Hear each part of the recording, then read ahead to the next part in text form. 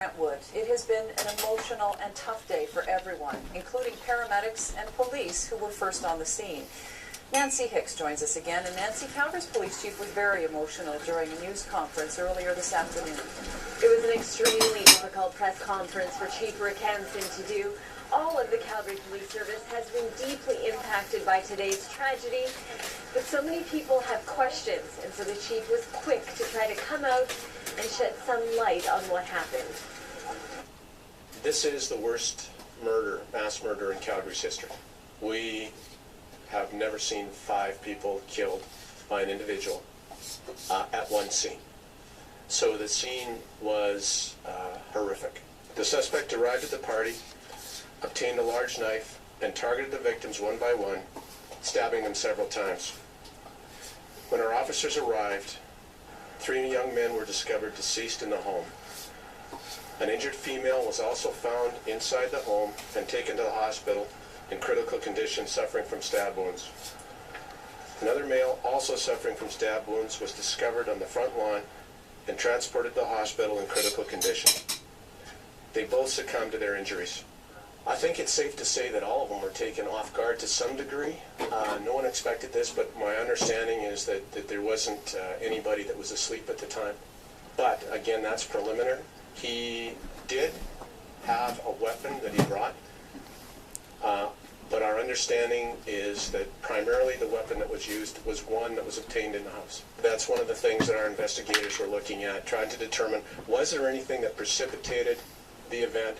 Was there something that anyone had done that could have been taken as an insult or an affront to this individual? And to the best of our knowledge right now, there's nothing to indicate anything like that happened earlier in the day that led to this event. He was an invited guest to the party. He showed up. Our understanding is that one of the people who lived in the residence welcomed him to the party and subsequently left. And nothing at all would indicate that there was an event that occurred earlier that precipitated what happened.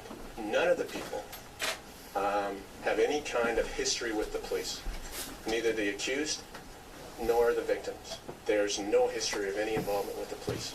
There's a whole lot we can't say because with the accused being charged, a lot of the events involving him leading up to this and including what happened will form the evidence that will be presented at a trial. I can confirm that he is the son of a 33-year member of the Calgary Police Service and is a student at the University of Calgary. I talked to the member just before coming down here. He is absolutely devastated and asked that I would pass on. He's heartbroken, as his wife is, and he said, could you please pass on to the families our total and complete sorrow and condolences as to what happened. They are devastated, and they feel so much pain for the families that were impacted by their son. 22-year-old Matthew DeGrood remains under watch at the Rocky View Hospital tonight. He is now formally charged with 5 counts of first-degree murder. Thanks, Nancy. You're welcome. The senseless killings are also hitting ordinary Calgarians very hard. A makeshift memorial is growing. Complete strangers coming by to honor the 5 victims. And help is also being offered to anyone trying to understand how this could have happened, where you can get that help later on the News Hour. Days a week in the produce section. One clerk that I did speak to, though, reiterated that he was a nice, normal kid and that we would not find anything negative about him. As I pointed out, Jocelyn, we did speak to his lawyer today, Alan Fay. Here's how he described his mental state. Absolutely, he's emotional. Yeah, he's scared to death, I guess, would be the best way of putting it, understandably, and you don't have to be a psychiatrist to see that or understand it. So Jocelyn DeGrood will be in court on Tuesday. There are 2 new prosecutors being brought in from Edmonton to deal specifically with this case. All right, thanks, Scott. Today, tributes continue to pour in for the victims. 5 young people stabbed to death at a party to celebrate the end of the school year.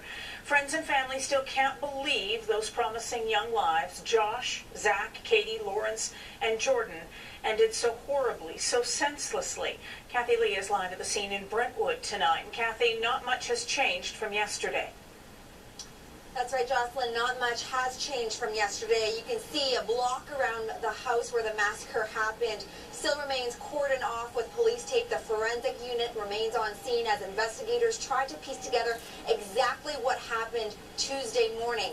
I can tell you this, though. A memorial that was set up yesterday afternoon is only getting bigger.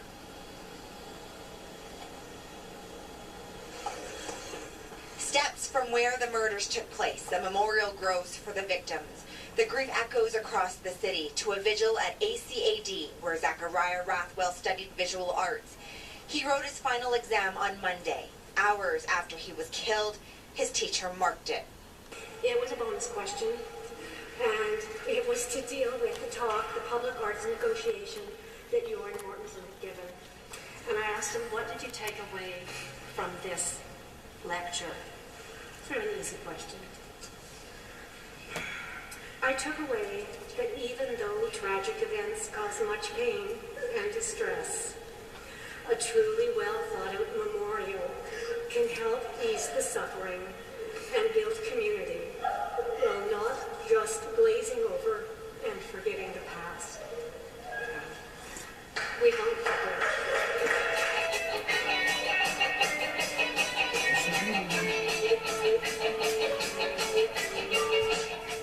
Zach and Josh Hunter were bandmates and best friends. Last weekend, they celebrated the launch of their new album. Friends can't believe they're gone. I can't believe that someone would do something like that. Blown away, shocked. I don't even know. It's all coming way too fast.